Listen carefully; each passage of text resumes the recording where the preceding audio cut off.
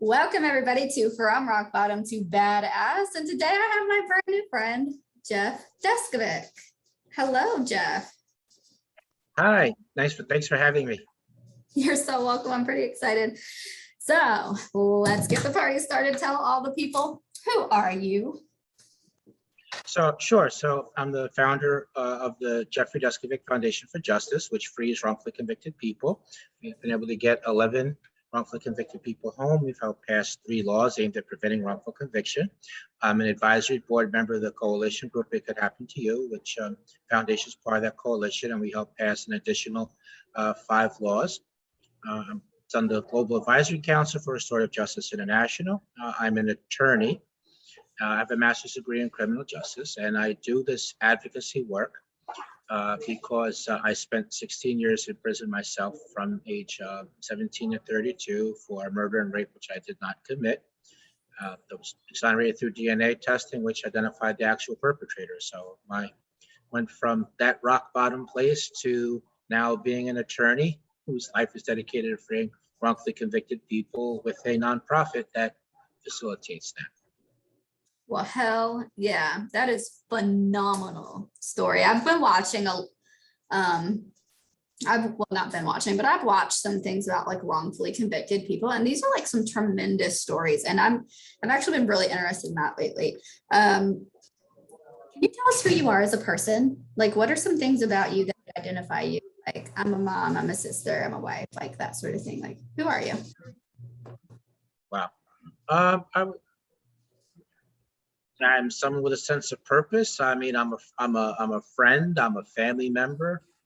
I'm somebody who appreciates the small things in life, and I'm a trier. So I like trying new things. So I like from new activities, experiences, different types of food, going new places, travel. Yeah.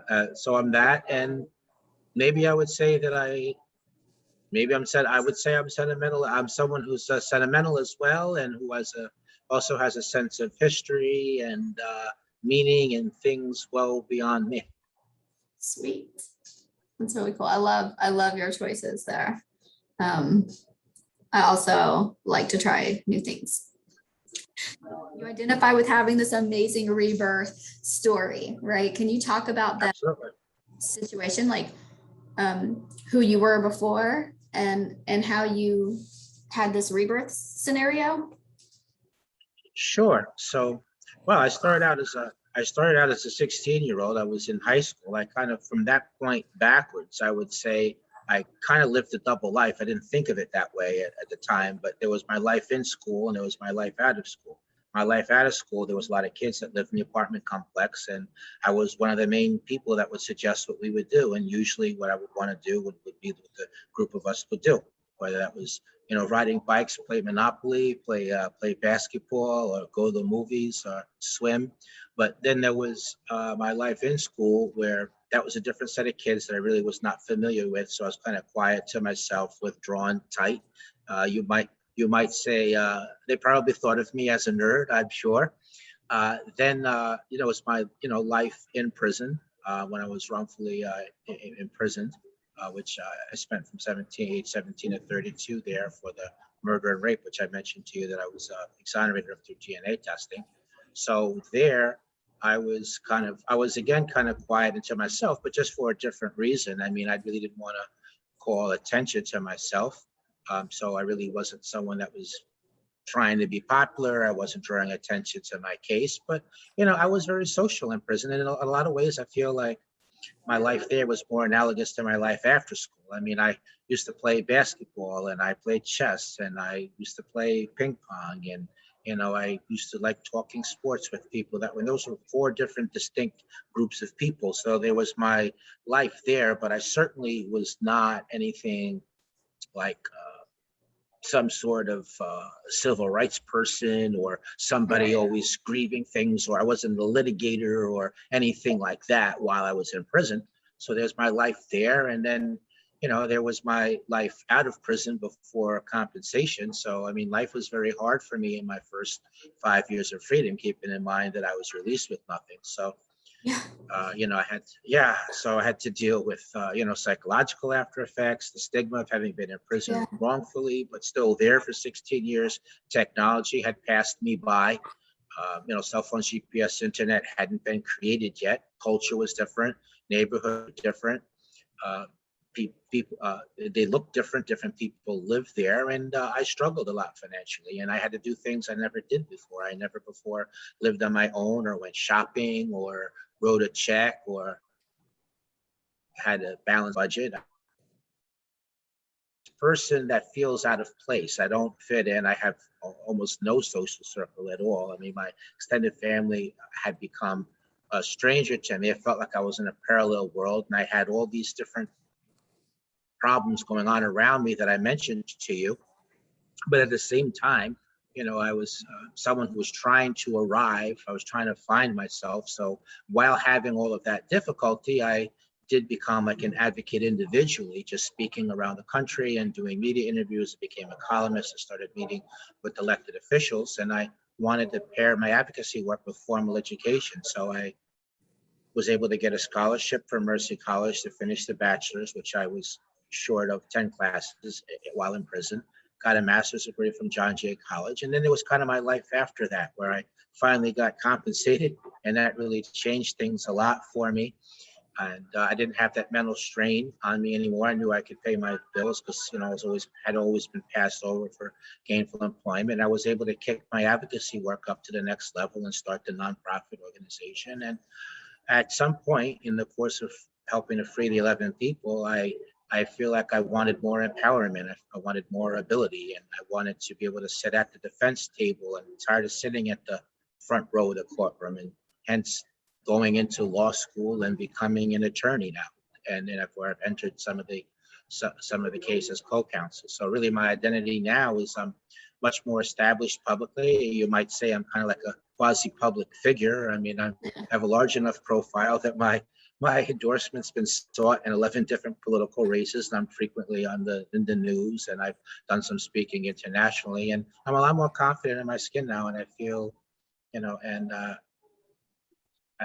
I feel like the extra credential, not just it's earned the additional respect as an advocate, but it's opened a lot of other opportunities for me. And, I feel even better about myself than I did before, because normally when people are exonerated, people even in the innocence movement, they like you to stay in a box. You're an exoneree. You're not like an advocate. You're an exoneree.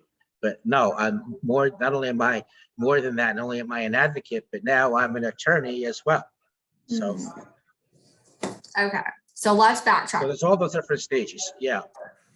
Tell me, how in name did you get? Why were they looking at you as a rapist and a murderer? Well, I got on the police radar because they interviewed a lot of students from the high school, and some of them told the police. Some of the students told the police that they might want to speak with me. So that's how I came to their attention. And I was a sensitive teenager, so I had an emotional reaction to my classmate being killed. So the cops thought that was suspicious, since you're all emotional over someone you barely knew. She was just a couple classes as a freshman, one as a sophomore. And then they also got a psychological profile from the NYPD, which claimed to have the characteristics of the actual perpetrator. And I matched that. So that's how I got on their radar. That's a different question as to how I got arrested. And just like it's a different question as to how I got convicted. Right. I want to know all of it. Okay. Well, I wanted to wait for the prompt. I wanted to know all of it. Yeah. Of course, sure. So in terms of how I got arrested, the police coerced the false confession out of me. So let me unpack that a little bit. So for about 6 weeks, the police played this cat and mouse game with me, in which half the time they would speak to me as a suspect, and the other half the time they would pretend like they needed my help to solve the crime. They would say things like, the kids won't talk freely around us, but they will around you. Let us know if you hear anything. Stop in for time to time. They'd ask me opinion questions, congratulate me that my opinion was correct. So prior to being a teenager, I wanted to be a cop when I grew up. And so them pretending like I'm on the team, doing this quasi police work along my age of 16 was how they pulled the wool over my eyes. Right. In terms of, and so that's just the run up to it. In terms of the coerced false confession itself, they got me to agree to take a lie detector test by telling me some new information had come into their file, and they wanted to share that with me, but I'd have to pass the polygraph. So next day, instead of going to the high school, I went to the police station for the test. Because it was a school day, my mother and grandmother thought I was in school, so they didn't call around looking for me. They drove me from Peekskill, which is in Westchester County, New York, the suburbs, ethnically diverse, middle-class place. They drove me 40 minutes away by car to the town of Brewster, which was in Putnam County. So that meant that I couldn't leave other than with them. I was totally dependent upon them. There was no attorney present. Wasn't given anything to eat the whole time I was there. They gave me a brochure which explained how the polygraph worked, but it had a lot of big words in it that I didn't understand. But then I thought, well, I'm there to help the police, so what does it matter? Let's just get on with it. From there, they put me in, and by the way, the polygraphist was a Putnam County Sheriff's investigator. He was dressed like a civilian. He never identified himself as a cop. I had no idea he was in law enforcement. Then he put me in a small room, gave me countless cups of coffee to get me nervous. And then he attached me to the polygraph machine. He launched into his third-degree tactics. So he invaded my personal space. He raised his voice at me, kept asking me the same questions over and over again. And he kept that up for 6.5 to 7 hours. Towards the end, he said, what do you mean you didn't do it? You just told me through the polygraph test result that you did. We just want you to verbally confirm it. That really shot my fear through the roof. And at that point, the officer who had been pretending to be my friend, he came in the room and told me that the other officers were going to harm me, but that he'd been holding them off, but couldn't do so any longer, that I had to help myself. Then he added, look, just tell them what they want to hear. You can go home. You're not going to be out. You're not going to be arrested. So being young, naive, frightened, 16 years old, not thinking about the long term, just being concerned with my safety in the moment, I was in fear of my life. The fact that I didn't know where I was and no one else knew where I was either loomed very large in my mind. I was overwhelmed emotionally and psychologically. And then, the possibility of harm, this false promise. So I made up a story based upon the information that they had given me in the course of the interrogation. By the time everything was said and done, I collapsed on the floor in a fetal position, crying uncontrollably. And obviously, I was arrested. Yeah. So that's how they coerced the false confession. Gosh. In terms, okay. Did you want to ask it before No, I go mention how I ahead. lost the trial? Did you want to? All right. All right. Okay. All right. So in terms of how I lost the trial, so there was a DNA test result that came from the FBI lab before the trial that showed that semen found in the victim didn't match me. And but then the prosecutor got this medical examiner to commit fraud. He claimed that he forgot to document medical evidence that he said showed the victim had been promiscuous. So in other words, they were able to argue that she had been sleeping around and must have slept with somebody prior to my murdering and raping her, that was how the DNA didn't match me, but yet I was still guilty. They even mentioned, and her family wasn't coming to court, so they had no idea that her reputation was being trashed like this. And then he mentioned someone by name that he claimed had slept with the victim, but he never had a DNA test performed in order to prove that. He never even called him as a witness. He just made the unsupported argument to the jury. The public defender and when the cops testified about the coerced confession, they left the threat and false promise out of their story. My lawyer, who was a public defender, basically didn't defend me. He never called as a witness my alibi. I was actually playing with football when the crime happened. He rarely met with me. He told me he didn't care if I was guilty or innocent. He literally never asked any questions of this medical examiner. He never explained to the jury significance of the used that to challenge the confession.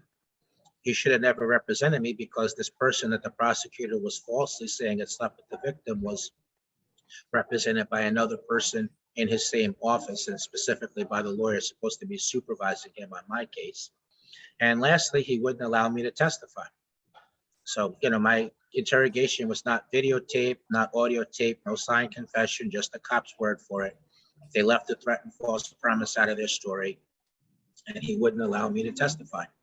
And so add it all up, I was found guilty. of a murder and rape, which I did not commit. And I was given a 15 to life sentence, which the judge gave me, despite him saying to me that despite him saying that maybe I was innocent. So I was then sent to a men's maximum security prison with a 15 to life sentence. So can you talk about how all of this changed you as a person? Like, I know, like, being in my own, definitely not as severe situations, but like, you know, being in intimidating situations, falling victim to like persuasion. Like, I think that's something that we can all sort of relate to from our youth, like happened in some little way or another. Like, we fell victim to somebody's manipulation, persuasion, and kind of had to learn the hard way that like we can't be so trusting, or that we need to defend ourselves better. We need to, you know, have tougher skin or whatever. Yours is very extreme, but like, looking back, like, I feel like that could have easily been me, right? If I was in the same situation, like, I would have had the same reactions. I would have had the same emotional responses. I would have probably, you know, been able to be just as easily persuaded and manipulated into saying the wrong things, right? So like, how did that experience of that, and, you know, whatever you would like to speak about what prison was like for you, how did these things change you as a person? Sure. So in terms of what prison was like, and then I'll get to how it changed me. In terms of what prison was like, I would say it was a nonstop obstacle course with the guards, prisoners, and civilians as obstacles to the main goal, which was to overturn the conviction and regain my freedom. Prison was very violent. There were 3 or 4 stabbings or cuttings every day. There was a lot of violence that didn't involve weapons. There was gang activity. So there were, you know, then I was always worried that, you know, what I was incarcerated for would become known, because there's a vigilante mentality towards people who've been convicted of sex offenses. So there were several times in the course of my incarceration, maybe like 5 or 6 times, where I was beat up based on that. The food was terrible. Sometimes it was burned. Sometimes it wasn't fully cooked. The guards were abusive verbally. Then it wasn't just the lack of freedom, but even just a physical thing, but also, you know, I had to repeatedly fight off feelings of hopelessness, helplessness, thoughts of giving up, suicidal ideation. In the course of my incarceration, I lost 7 appeals. I mean, that was like I was wrongfully convicted all over again. You know, my hope to keep going was based on belief in God, and, you know, and believing that I was going to win the next appeal because I was innocent, and I thought that I still believed in the system. I used to go to the law library, so learning the law gave me a sense of empowerment. I used to read articles about other people who were exonerated, and that would be as inspiration to keep going. I created this fake place in my head where I would, when I would play basketball or ping pong or chess, I'd pretend like I was a professional player, and so was everyone else. But it's not like kids fooling around in a playground. I needed to get out of the prison for a couple of hours, and that was the fake reality that I created for myself. Just like similarly, you know, you employ euphemisms. It's not my prison assignment in the morning or the afternoon. I'm going to school or I'm going to work, and it's not the prison warden, it's the superintendent, it's not the guards, it's the correction officers. I would cut out pictures of nature scenes and hang them in the cell and just look at them and just kind of travel there mentally. There was another prisoner there that was wrongfully convicted also, and we used to keep each other going every 6 weeks. And ultimately, Frank Sterling was his name. Ultimately, he was exonerated through DNA testing after 18 years, also a couple of years after me. So it wasn't just that I naively believed someone else. I mean, he actually was innocent. And last 2 years that I spent in prison, I have made contact with a pen pal that I didn't know previously. And I feel like he kind of showed up right at the nick of time, because I was openly asking the stranger, should I quit? Should I give up? Should I just kill myself and be done? And I'm never going to get out of here. So I really did hit that rock. I really did hit that rock bottom. You know, I mean, I lost 7 appeals that took up 11 years. Then I wrote letters for 4 years looking for help to find some new evidence, without which I was permanently locked out of the courthouse. And then I went to the parole board But because I maintained my innocence rather than expressing remorse and taking responsibility, I got turned down for parole there also. So hence my getting to the point where I was like at the end of my rope. I mean, it's like a bizarre theater of the absurd. Can you top this type of scenario? But let me ask you, but let me just ask you how I changed, you know. Yeah. Well, firstly, I know that the justice system is broken. I'm sure of that. I don't have this naive, romanticized view of law enforcement. I don't paint everyone with it with the same brush. I know they're good cops and good prosecutors, but there's also a lot of bad cops and a lot of bad prosecutors. I know for sure it's not a few bad apples, uh, for sure. But I think that, and certainly, the psychological after effects and the stigma are things that I certainly, have impacted me. And I still try to rebuild my social life. That's still been kind of a challenge for me. But on the other hand, I mean, not everything was bad either. I mean, there were some good things that came out of that terrible place. I mean, first of all, I have a sense of purpose. I know that my place in the world is to free wrongfully convicted people, work to prevent that, do some work on the broader justice reform issues, because I was subjected to a lot of those, and the things I wasn't personally subjected to, I saw. And I don't believe the justice system should be that way. So I do have that sense of purpose. I do have that sense of inner peace. I learned a lot while I was in prison. I mean, from 1998 to 2006, I read 3 or 4 nonfiction books a week. I read books on self-help and relationships and books on politics and governmental abuse expose. So I feel like I learned a lot that way. I got the associates I completed towards the bachelor's, which laid the foundation for when I was free. I finished the bachelor's, I got the master's, I got the law degree. I learned how to type, which helps a lot using the computer in this information age. I learned to never give up, and I learned to set goals. And really, I appreciate even small things. I appreciate feeling the sun on my face, or fresh air, or freedom of movement. All those things mean a lot to me. So, and I have this sense of inner peace as well in knowing what my place in the world is and why I'm here, and that's how I make sense of everything that happened. I mean, I don't think I would have gone on to live a difference-making inner peace, rise above the turmoil type of thing, that life that I have. I mean, when you face a traumatic situation of any kind, either it breaks you entirely and you lose your mind, or you become angry or bitter, or you just can't recover, or you can rise above it all and have like a sense of enlightenment and inner peace. And I'm fortunate that for me, I've gotten to the place of having the enlightenment and inner peace. Well said. So let's dive into that a little bit more. You mentioned having a belief in God that helped you get through. Can you talk about a little more about that spiritual side of this experience for you? Yeah, sure. I mean, yeah, absolutely. I mean, I think that I would have killed myself, first of all, if I didn't believe in God and believe He was going to help me to overcome that scenario. So it definitely helped me in that sense, and it did help me to achieve certain, like when I would pray or I would study. I mean, I would feel like a little bit of a recharge, a little bit of a spiritual recharge, and I wouldn't have had that in prison without that. So it certainly helped me. It certainly helped me that way. But I believe in the interconnectedness of all things, and I do believe that there is a higher power for sure.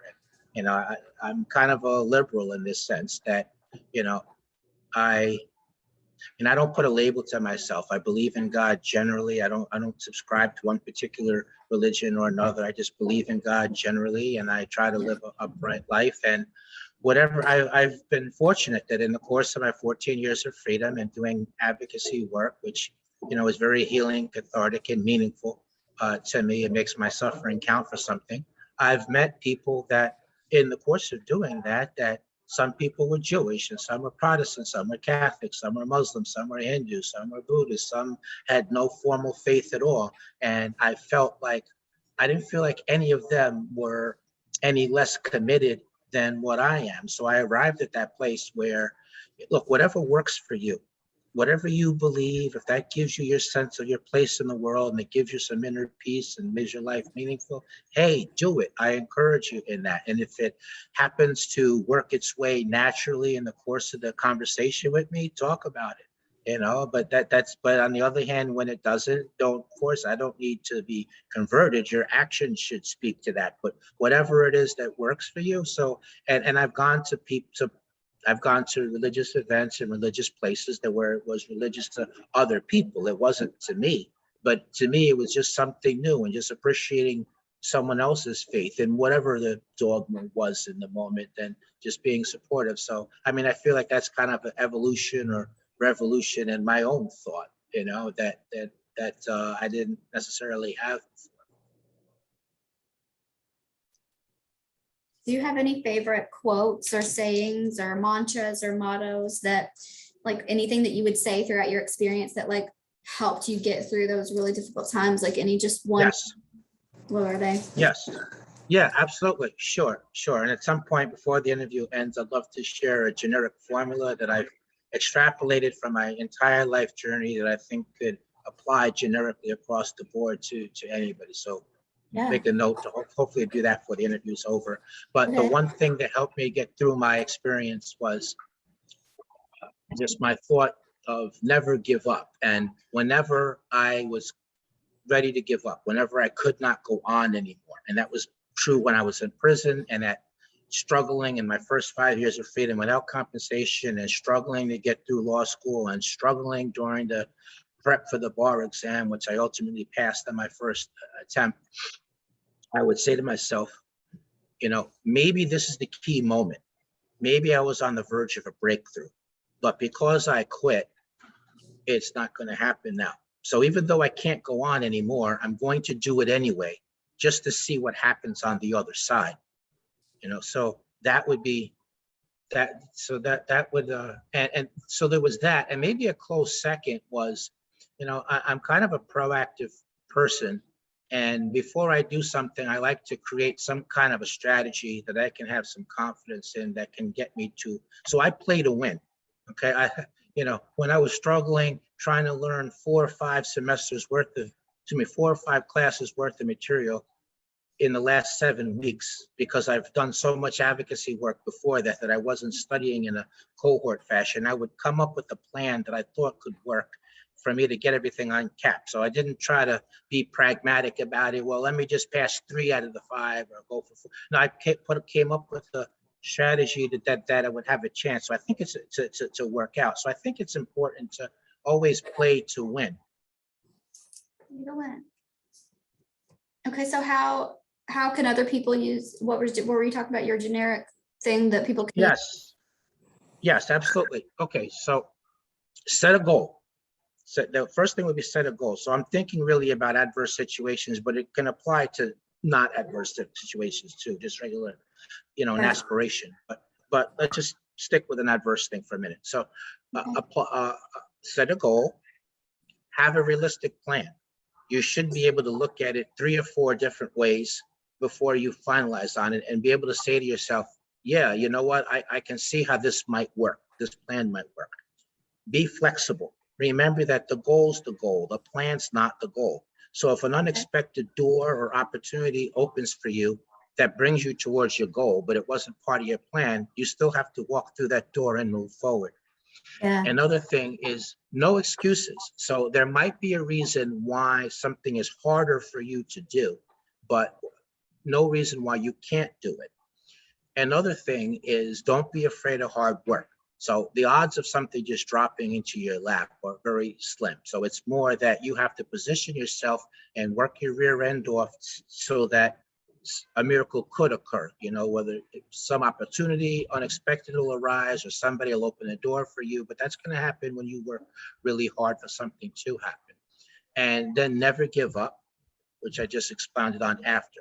And then once you've made it through, once you get through the other side, you have to reach back and help similarly situated people and do some work on the preventative side as well. So that'll make your suffering count for something. It'll be healing. It'll be cathartic. It'll help make the world more meaningful.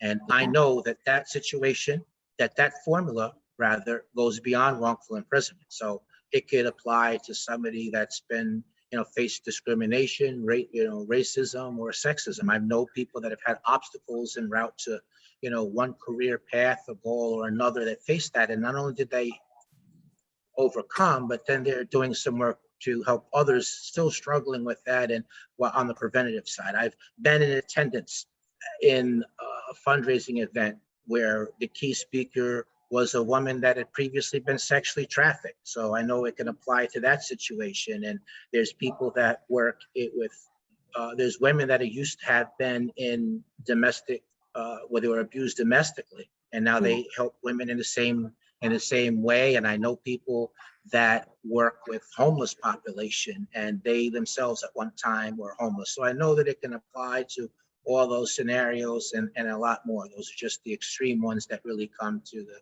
mind right now. Yeah, for sure. So that's right in alignment with the next question. So like when you're helping the men or people, right, that are being men and women. wrongfully convicted. Yes. What is the one piece of advice, like when you're looking back at them and you're kind of seeing yourself in them, right? What is the one thing that you always say to everybody? One thing I would say to everybody is be patient. This doesn't happen overnight, but also don't give up. So those are the two key things that I say. And I mentioned, look, remember, I lost 7 appeals. It took me 16 years. Not that we're planning for it to take that long for you. Me and my team, we're going to do everything we can to fix this for you as soon as we can. But there's no easy or quick wins. We're going to do the best that we can. But you, on your end of it, you have to be patient. But I also need you to hold on mentally and emotionally as well. So where are you going from here? What is next for you on your journey? So I would say that I'm en route to being an even higher profile person, like a civil rights advocate, national figure in that. I'm looking to expand my foundation. I'd love to be able to have a chapter in an office in each state and ultimately in each country, because I really see wrongful conviction as being a worldwide problem rather than just a US problem. In countries where we don't hear about this happening, it's because no one's being exonerated. Right. So there's those places. Look, I see, I'm hoping to get my book published, get a movie deal, and at some point, maybe in the next 7 years, perhaps I'll make the jump from working in the nonprofit sphere to running for district attorney, to have a real conviction review unit and pursue policy changes and, try to improve the system from within. So that's really where I'm going. Beautiful. All right. So if anybody wants to figure out more about you, more about your foundation, can you tell them where to go and how to find you? Absolutely. Sure. So if they've enjoyed this interview today, there is a documentary short out about me called Conviction, which is on Amazon Prime. So they can certainly watch that. There is my website, www.deskovic.org. There's a web form there where people can email me. I'm also a public figure page on Facebook, and so I have the page there, and there's Instagram and LinkedIn. I get my messages there, and I do answer people as well. And I just want to mention that we'll be able to expand into other states and ultimately on other countries as public financial support happens. We do have a crowdfunding page on the Patreon website. Dream with me for a minute, Rachel. If there were 25,000 people or 100,000 people that were willing to sacrifice $3 or $5 on a recurring basis, who would miss that in their pocket? But that many people doing that on a recurring basis, we would be able to definitely increase our capacity as to how many cases we could take, how many states that we can we can take cases in and have any, we're working now in 3 different states as far as policy work, New York, Pennsylvania, and California. But again, ultimately, we'd like to be able to work in all, all the states, and, we'll do that as we can. So I'd like to encourage people to think about that and, help with social media and even getting the word of mouth out. So contribute, but then also share. Yeah, and if you're an attorney listening out there, you should consider taking one wrongful conviction case pro bono in your lifetime. Think about, doing that just as a way of, giving back or paying forward. Yeah. Well, I encourage all of the listeners today to go check out the Deskovic Foundation online. I will have all the links to everything that Jeff talked about in the description. So check out all the things. And if you have been looking for a great place to tithe, what an amazing foundation to help. This stuff is real.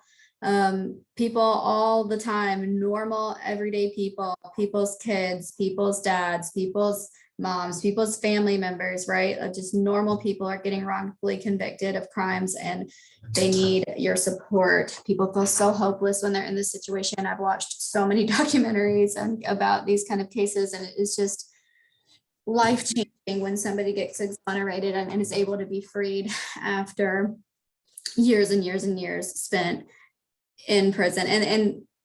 We could go on for like a whole nother show about the way that you're treated in the system after you're exonerated, and there's no compensation, there's no I'm sorry, and there's no nothing, right, that like is supposed to help make up for that. So like these people need to be supported, you guys. Jeff, thank you so much for being here. It was such a pleasure. It was like a roller coaster ride of emotions listening to your story, and it's powerful, and I'm so glad that you are able to fight through all of the mental battles, all of the physical battles, and make it from your rock bottom to your badass. I'm so glad you're here. The world needs you. And I'm a fan. So thank you so much for being here. Thank you very much for having me and sharing your platform.